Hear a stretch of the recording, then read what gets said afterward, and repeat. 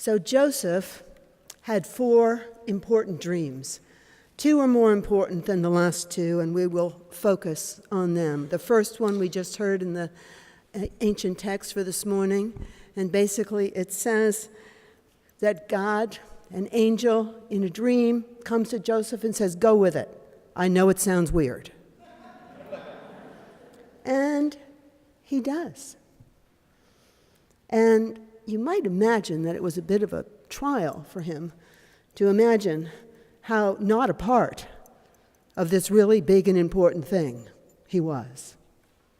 The second dream involves another issue of masculinity, I think. I don't know about you, but most of the men I know are really involved with maps and like to know where they're going and have good, solid senses of direction. And frankly, the last 3 dreams that Joseph has all tell him not to go the way he was thinking about going. Don't go home that way. Go home another way. Go to Egypt. Okay, now you can go back to Israel. And again, these dreams are getting in the way of his agency. And yet he obeys. Joseph and Mary went on to be married, and people think they had more children, or at least tradition so says. But then we don't hear anything more about Joseph. He becomes yet another anonymous, obedient person to his dreams.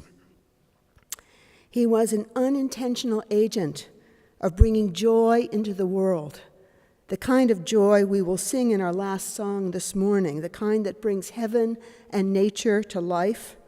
I always love to sing this song because it implies that heaven and nature are somehow separate. Let heaven and nature sing. And it turns out that to have joy, they're actually co-conspirators, like Joseph and Mary, kind of going along, dreaming that the holy will come into their life and their way. Have you ever noticed about that great hymn, Joy to the World, that 2 of the 4 verses are pagan or nature worshiping? It's interesting. Let every heart prepare him room, and heaven and nature sing, while fields and floods, rocks, hills, and plains repeat the sounding joy. And then you get the messianic stuff for the other 2 verses. But it really wants you to think about nature and rocks and hills and plains being a part of the joy that is coming. So Zach, where are you, Zach Mosley? You back there? If he is, I want him to at least wave his hand. And Zach is our buildings manager, and many of you have seen that we have a new website here at Judson, and Zach did it. When all else failed, Zach came through and created it, and he is really one of the most creative people on our staff. And it turns out that we have a lot of really creative people on our staff, so that's saying something. And Zach has been bugging me for quite a while to write something really succinct. And he says I can have 4 lines to tell why it is what we do here at Judson. We do. Why do we do it? And he wants it really brief, in web kind of language. And I keep saying I can't do that because we do so many different things for so many different people.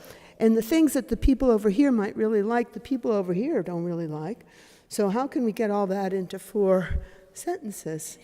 We do so many different things precisely because our primary value is inclusion. And we want to include the believers and the unbelievers and the wannabe believers and the hate believers. And we want to have them all be a part of something that repeats a sounding joy, that causes heaven and nature to sing, something that allows us to be unintentionally involved with our dreams. But today I thought I would try to give just a few images of why we do what we do, and to say that I know it has to do with repeating the resounding joy and being co-conspirators with heaven and nature. We do it to join heaven and nature in their dreams for planet and humanity, We do it for the planet and for the people on it. We may be more like that large seed depository in Norway. Perhaps you've heard of it. It's actually north of the North Pole, or so it says. It's hiding. It's called Svalbard, S-V-A-L-B-A-R-D, Svalbard. And it is a global seed vault where people from all over the world send seeds so they can be preserved. And they have over 300,000 different kinds of seeds.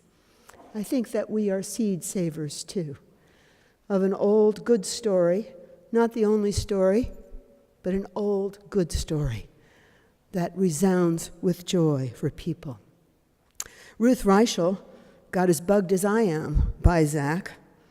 People kept asking her why she works so hard. You know her as the editor of Gourmet magazine and a wonderful writer, I'm sure. So she told the story of her own mother. My mother couldn't work, she said. She wasn't allowed to work outside the home, but she had so much she wanted to do. But everybody, her mother, her father, her husband, my father, said, you can't do that. You're right here. And so Ruth now answers the question, why do you work so hard, Ruth? She says, because I can. That's another good way to answer why we do all that we do. It's because we can. And Ruth Reichel, being a foodie, goes on to say, and I do it because it's delicious too. Another reason we do what we do here at Judson, besides vaulting seeds and repeating a resounding joy in partnership with heaven and earth, is for the deliciousness of it. Many of us love New York most of the time, or in spite of ourselves. We love its cultural density, the city that was, I hope you read New York Magazine telling us why we love New York right now. It says that we open our arms as wide as anyone. Why? Because we can. The city of freaks and refugees and restless ones is a genuine first-class bubble. And oh, what a great bubble it is. Where else would the mayor and the governor get into a fight about a deer that died in the Bronx?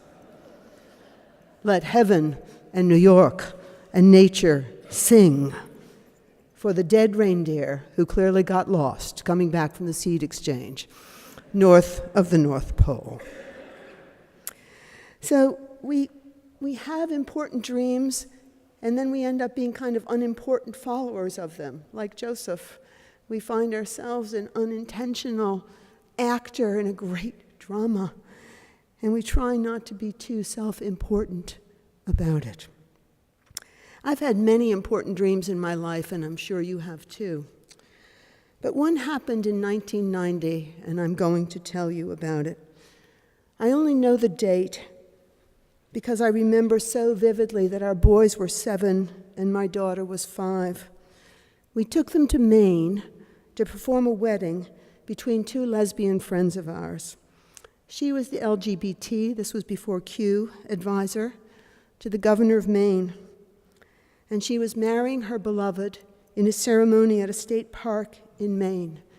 And what the boys will always remember is that the governor swooped in by helicopter and landed in the forest.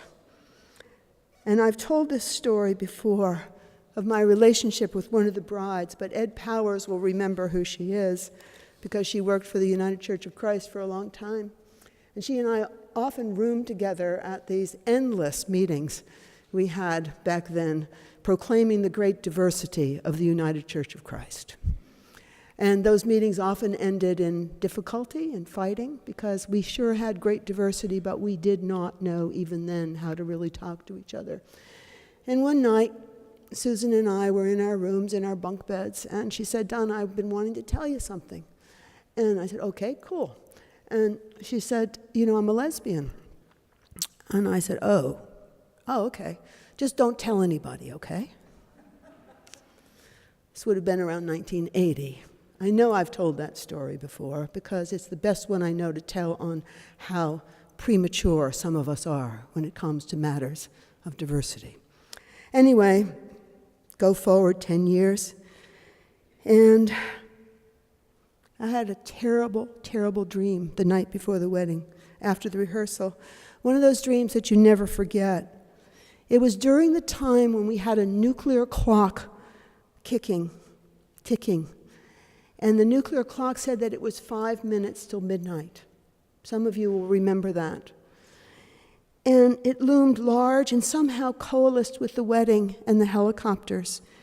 And in the dream, at noon, the appointed time for the service, I arrived naked, without my vestments, without my Bible, having no idea what the service was supposed to be.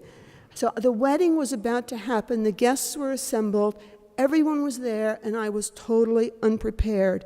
And if I didn't say something right then, the nuclear clock was ticking towards midnight. And if I didn't open the ceremony right at midnight, the world was going to blow up, and the helicopters were all going to come back, and my children were going to be climbed up in a tree looking at the devastation of the planet. The brides entered in the dream, and more helicopters landed carrying nuclear bombs, I was sure, ready to bomb the hell out of a coastal area in Maine. I stood there speechless and staring at all the things I hadn't done to get ready for this moment. My entire past of lousy organizing was spread before my face. My entire history of neglect stared at me, angry and helpless, along with the two brides. And the nuclear clock struck midnight, and the musicians stopped playing, and there was a gaping silence. And for a long, long time, we all looked at each other without mercy and with only judgment. And then my best friend and mentor, John Van Orsdal, walked up and handed me a Bible. And then my other closest friend at that time walked up in her vestment and took it off and put it on me. And then another dear friend came up and handed me the worship service. And the clock stopped, and the service proceeded without me. And it was such a great dream about being self-important and about community and about the true existence of the Herods, because they are always hovering. It was such a magnificent lesson to me to go home another way and get by with the help of your friends. So maybe you aren't that involved with Jesus at all in your dreams or elsewhere. I think many of us are, even if we're in a fight with him. Like Joseph, I learned that my job was to get out of the way of the Jesus birth again and again and again. My job was to return home another way. You also have dreams. Pay attention to them. Amen.